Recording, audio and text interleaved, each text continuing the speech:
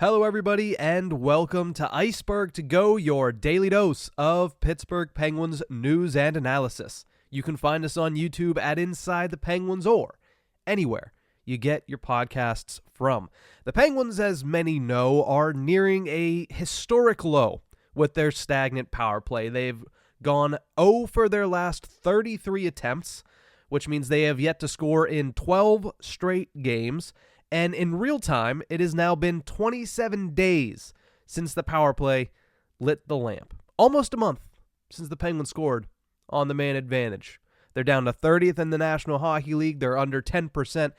Most of you are already acutely aware of how embarrassing that unit has been over the past month. And we've seen small changes, but in those small changes have yielded similarly small results. Right? Nothing has improved drastically. In fact, the power play has pretty much declined as time has gone on here. The last couple of games, it has been hilariously bad. So something bigger needs to happen. Something needs to snap this unit out of this slump, because right now it seems like the confidence of the top players on the Pittsburgh Penguins is at an all-time low, and that is a spot that is dangerously unfamiliar for the Pittsburgh Penguins. When in doubt in the history of this organization, they could always lean on their stars to have confidence and have faith and have that performance. Crosby's still performing. Karlsson is on a little bit of a cold streak. Malkin's on a little bit of a cold streak. Guentzel is still performing. But at the end of the day, on the power play, none of them look like they have confidence.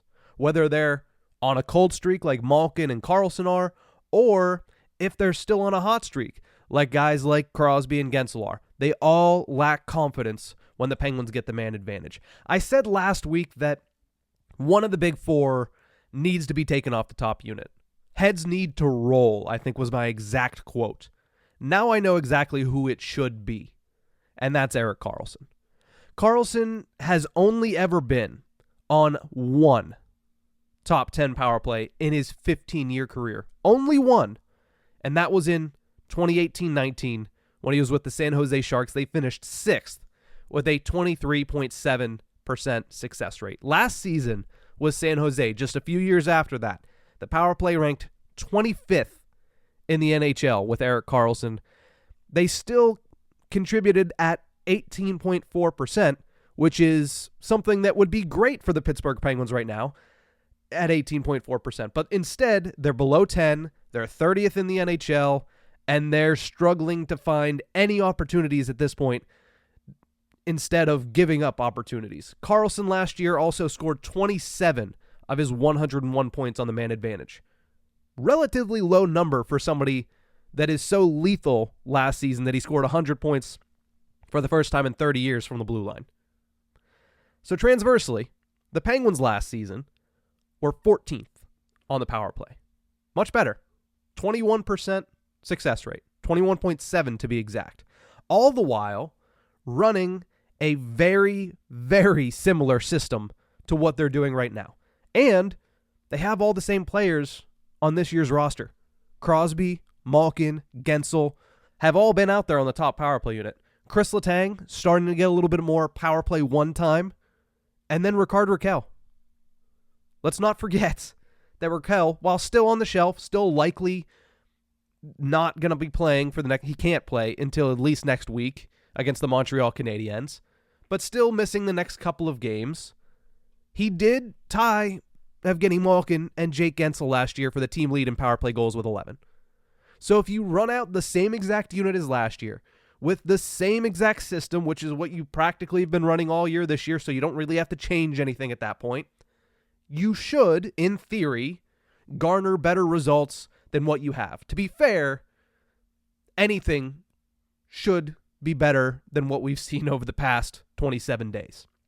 Removing Karlsson, other than putting together the unit that finished 14th last year, the other thing that does is kick this team out of their sleepwalking phase that they've been in on the power play over the past week. Because while, yes, they haven't scored in 27 days, they haven't scored in 12 straight games, they haven't scored in 33 straight attempts, the last week it's gotten to a point where there's not even a snowball's chance and you know where that they're going to score because they're not creating opportunities. In fact, they're giving up more opportunities. There was a power play opportunity earlier this week against Philadelphia where the Flyers outshot the Penguins 3-0 in a 2-minute power play.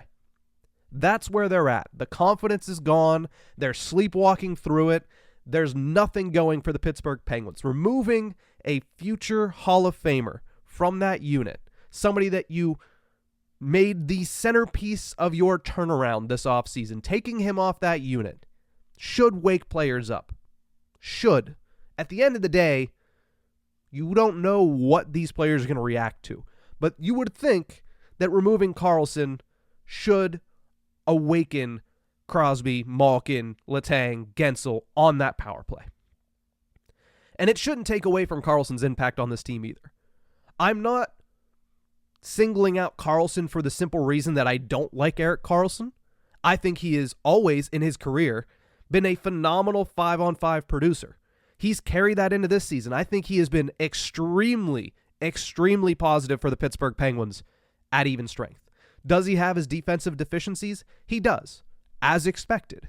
If you are surprised by the way that he plays defense, then you either didn't want to pay attention to what he has been the 14 prior years in his career, or you were just blissfully ignorant, and that is fine.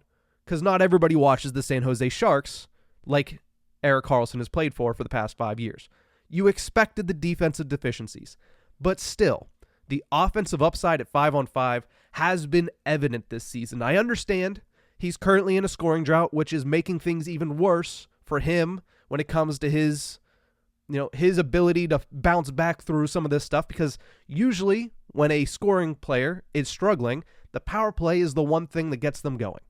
Well, the Penguins don't have that. So Karlsson, 2 points in his last 9 games. I expect he'll bounce back from that. It's not that he hasn't gotten his opportunities in the last 9 games. He has. He just hasn't been able to finish, and neither has anybody else around the team. So I'm not particularly worried about Erik Karlsson at 5-on-5, especially because him and Pettersson have been the best unit on the defensive blue line the entire season. Marcus Pettersson has been extremely talented and extremely good defensively for the Penguins. He's covered up for a lot of Karlsson's defensive flaws, but also, I would like to say, and I said this yesterday on the podcast, that Erik Karlsson has been better than I anticipated. The bar was low for Erik Karlsson's defensive play, in my eyes. But he's exceeded that bar, which is a good sign. Like I'm saying, at 5-on-5, Erik Karlsson is fine. This by no means is singling him out because he is the weakest link on the power play. I'm singling him out to take him off the power play because there's something else that has worked. And historically, he has not been the driving force to many successful power plays. You take a trend, you see what the trend is, and you try something based off the trend. That's where I'm going with it. That's what I think Mike Sullivan should go with. That's what I think Todd Reirden should go with. And that's what I think the Penguins should do, is sit Erik Karlsson down, say, hey, we're going to put you on the second power play unit, but we need you to understand that we particularly don't care about the second power play unit because we need the first power play unit to succeed. The point is, the first power play unit scores in the first 45 seconds to minute and 20 seconds, and the second power play unit doesn't touch the ice. That is, at its best, how this should be working.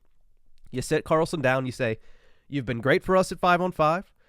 This is not the end of you on the power play, but we think the Penguins need a change. We think this will wake the team up.